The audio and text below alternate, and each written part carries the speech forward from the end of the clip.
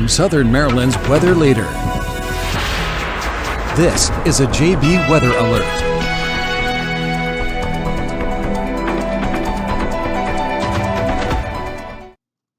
Hello and good evening. Oof. I'm Forecaster John Bordash with you to give you an update on these storms we actually have pushing into the region right now. So before we get too underway with anything too crazy, let me know if you can hear me. If so, that means that we are all good to go. I want to make sure we're good on that front before we get too underway. It's been a little bit since we've done one of these live updates, and I always have to reconfigure everything just slightly to make sure that everything is all good. And Kevin says he can hear me just fine. So we've been tracking this potential for showers and thunderstorms this evening pretty much all day. Got back into where I live here in Pennsylvania about lunchtime or so, and we got this update out around 1 or 2 o'clock. Let's bring everything to where we are right now. What we can generally see is a scattering of showers and thunderstorms, and if we were to put radar here on a more extended loop, so let me take off the sensitive and we'll just go with let's get our long range radar here. You can see that as it loads up over the last 6 hours, we've seen this line of showers and thunderstorms. It developed back out towards western Maryland, parts of West Virginia. It's been gradually working here towards the east-southeast, and we saw a decent amount of warming today. Many of us got near 80. We've definitely seen an increase in the humidity. Those two factors have worked together to really enhance the storm energy we have across the region. And as these storms slided to the south and east, they've been able to tap into that a little bit, and we've seen these kind of tick up a little bit in intensity here, especially over the last little bit. We kind of have a few main pockets of heavier rain that we're monitoring. Nothing is severe right now. And if you're wondering, this little tan polygon here, this is just a special weather statement that the National Weather Service out in Wakefield, Virginia has up. They issued this special product. Our local National Weather Service office doesn't do this, but this just highlights the potential for storminess that doesn't exactly meet severe criteria. And this is in effect for parts of Westmoreland County and on over towards Caroline County, northern parts of the northern neck, and here they're warning for the potential of 40 to 50 mile an hour wind gusts and hail potentially getting upwards around pea size. But we have a couple of these smaller little cells. Let's turn our sensitive radar back on. Well, we can see, let's start for the top part of the site and work our way to the south. Our first one is really here just south of Upper Marlboro, right around Rosaryville, Brandywine. This will be moving here in towards Dunkirk, Cheneyville, Lower Marlboro here over the next little bit. And what I actually want to do, we'll see if this works on the first try. And it doesn't want to. It's just annoying. So we'll get back to that. But I wanted to get a storm track on this, but we'll do that in just a second. But here's our first kind of clustering of storminess. Some of the most intense lightning, gustiest winds upwards of the 40 to 50 miles an hour, localized downpours again, moving through Rosaryville, Brandywine. This will be pushing into Dunkirk, Sunderland, Lower Marlboro, Huntingtown, Willows, and the beaches here over the next half an hour to 45 minutes. And if you look closely, you can even see we're getting some lightning out ahead of the main line, which is important to note with this system. And we actually just got a flash of lightning on out towards Huntingtown, even though it's likely not raining yet. We have another small, and we actually probably have a little bit of hail with this too. That's what this little green triangle represents. 80% chance of hail. It likely isn't severe though, only a 30% chance that it is severe. It's probably around getting close to dime size, approaching quarter size hail potentially just off the Brandywine. Then here through Waldorf, Pomfret, this is kind of the weaker part of the line, but still kind of impactful with plenty of lightning and heavy rain. This will be moving through Bryantown, Hughesville, Charlotte Hall, Mechanicsville, Prince Frederick, Huntingtown, and St. Leonard here over the next hour or so. And then probably the most intense part of the line, well, we kind of have, let's kind of break this on. The southern part of the main line segment's actually back here towards Quantico. That's pushing here into Nanjemoyne and southern parts of Charles County over the next half hour. And then we kind of have this bowing out part moving through King George and Fredericksburg down towards Spotsylvania. This will be pushing into the northern neck here over the next few hours. So really everyone from about Fredericksburg down here through Tappahannock, then getting down towards Lancaster, Virginia, you're going to be due to see this move in over the next few hours. What I want to do is just temporarily switch us over to a different version of radar so I can allow this program to reset itself so we can get that timing feature loaded on up.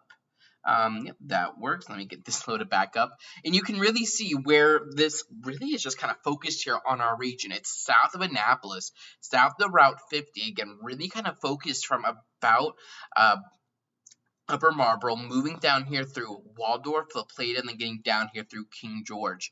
And we're going to watch this. This is going to continue to sweep to the south and east. Will this impact the ability for you to view the eclipse this evening that starts in totality at right around 11:29? It probably will, especially for our southeasternmost locations. For those locations that are south and east of Prince Frederick, south and east of Mechanicsville, and south and east of King George. Areas that are seeing the rain right now will probably have the best chance to be able to break out into some clear skies as this continues to push south and east. Some of the latest timing with this suggests that we probably won't be starting to see clearing in full from this until after midnight. If this can pick it up in its speed a little bit, then maybe we're able to get some clearing skies. But especially for our southeasternmost locations, I definitely wouldn't have that expectation that you're going to be able to see much of the eclipse. Our northwestern zones will probably have the best chance of that. So let's get that tracking loaded up here for you. Again, taking this entire line, I want to take it in its fullness, and then we'll kind of zoom in from there. Not moving very fast at all. So this is just over the next hour or so. Let me move this on over here because now we're starting to clutter the screen up just a little bit. So we can see, again, coming in here, Huntingtown, you have about 10 to 15 minutes or so before this really starts to move on in. Chesapeake Beach, about 15 minutes or so. Prince Frederick, about 18 minutes. Mechanicsville, you're probably starting to see some raindrops right now. The worst of that, though, is probably going to be pushing in here over the next 15 minutes or so. Then the same deal, down here towards Leonardtown in about half an hour as it continues to push south and east. This should survive long enough to make it down towards the southern tip of St. Mary's County. Say Indigo's, Park Hall, Scotland Ridge, you all tend to be the ones that get left out of these events, sitting right down there on the very tip of St. Mary's County. But it looks like you should be able to get in on some of this. And then down here towards Fredericksburg, King George, Spotsylvania, that part of the line's going to be pushing here and towards Montrose, right around 3 in about half an hour. So Tappahannock in about 45 minutes. So that kind of gives you a general idea of timing. The main concern, again, nothing is severe at this moment. And I actually want to get this timeline shared over to our social media accounts. So I'm going to multitask here a little bit.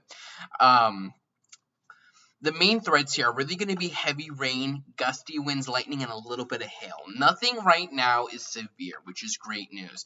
The better threat of that will actually come tomorrow, which we can talk about here in just 1 second, as soon as I'm done trying to multitask. That will come tomorrow evening, which I actually think is our first legitimate, substantial threat of seeing severe weather across the region for the first time this season. So, again, we're going to be tracking...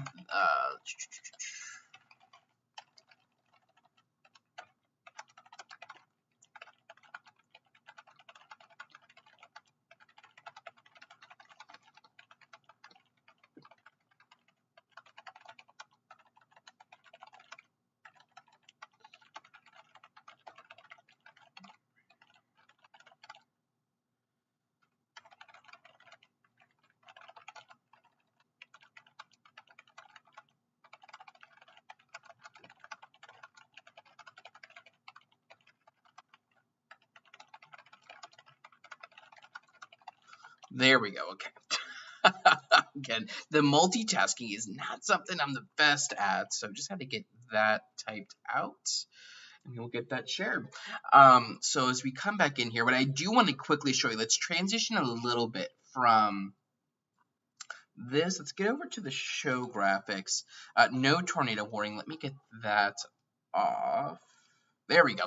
This is tomorrow's severe weather outlook. So today, this evening, we have the risk of storms probably over the next 2 or 3 hours, nothing severe. Tomorrow's going to offer us the best chance to see some severe storms. And the setup for this is going to be a cold front that's coming in.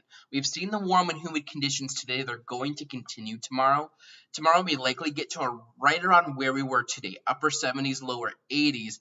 Those dew points are going to be high into the middle to potentially upper 60s. That's going to make it feel very humid, very summer-like. That's going to be really pumping up to the north.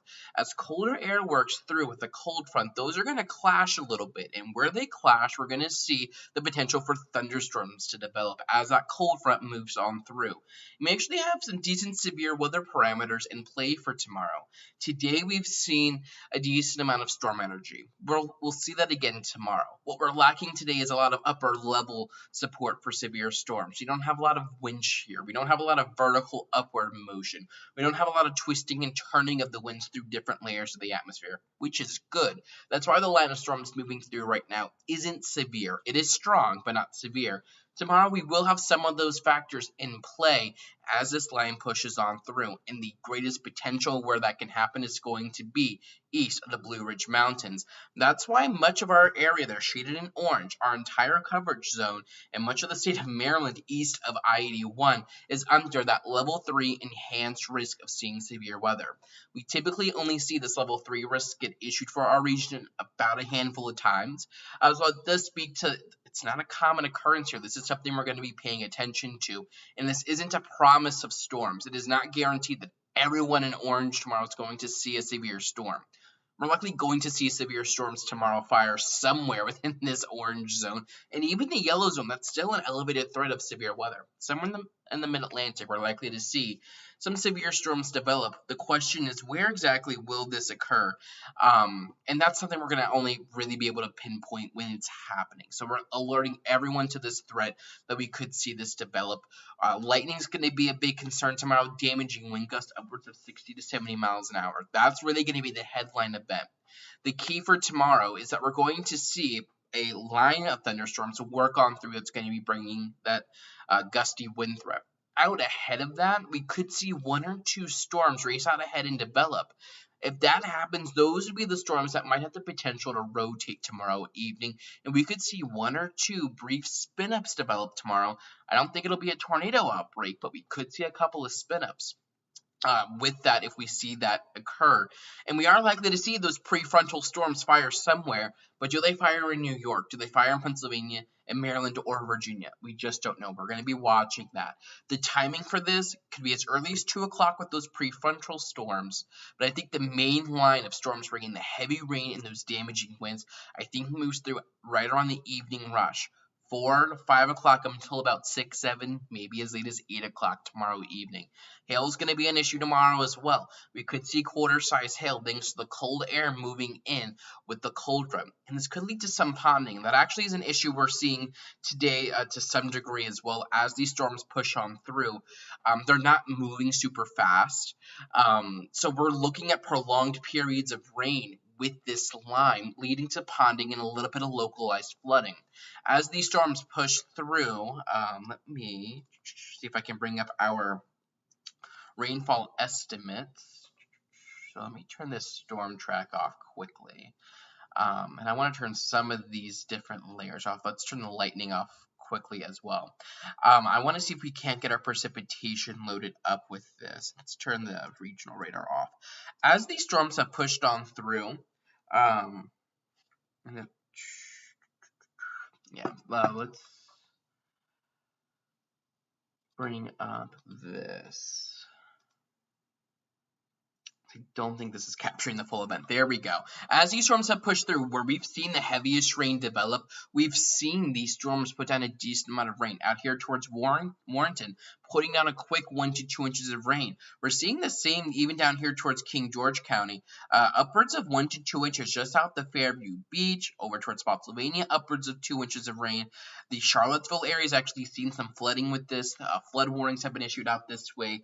Upwards of 3 inches of rain as these storms pushed on through. And that's going to be something we're watching in our region as well as these storms continue to push here to the south and east.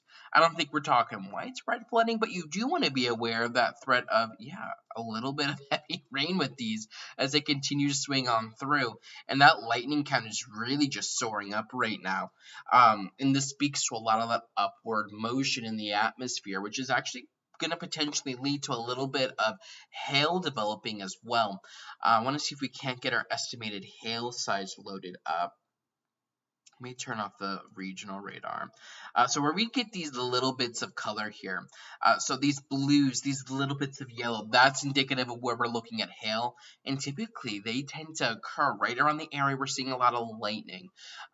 That just speaks to the upward motion in the atmosphere, getting the atmosphere positively charged. Hail upwards of half an inch moving through Waldorf, getting down towards Bryantown and Eagle Harbor. Down here towards Port Tobacco, hail getting up near 1 inch or quarter size in diameter. And down here towards Port Royal as well. Not a whole bunch of hail, but it's a decent amount. And if these storms definitely keep this aspect to themselves as they race on through, you're going to look outside and notice that as these continue to push on through. So we'll watch all of this again. Nothing severe at the moment, but it is something to watch as we see the long range. Let me turn that off quickly.